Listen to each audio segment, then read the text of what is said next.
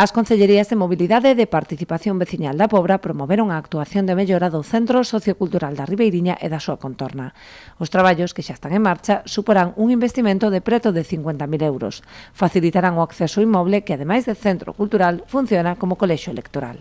Ter unha accesibilidade ao que é o centro, a antiga escola, pois que cumpla ca normativa vixente e que evidentemente facilite precisamente eso, no? O acceso a todas as persoas que queiran e que vayan a acceder ao centro. Eso por un lado. Por outro lado, tamén se van a levar a cabo actuacións, que agora nos explica o arquitecto que está levando a obra, vanse levar a cabo actuacións tamén na pista deportiva.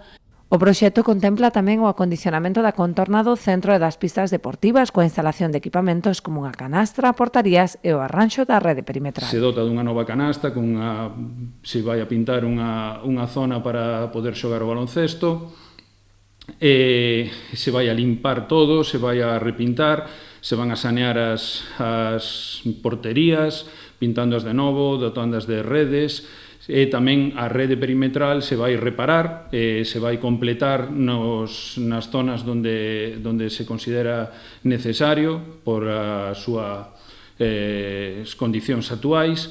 O Concello da Pobra decidiu acometer estas obras para cumprir unha bella demanda dos veciños da Ribeiriña, unha das zonas do Concello que presenta na actualidade máis necesidades.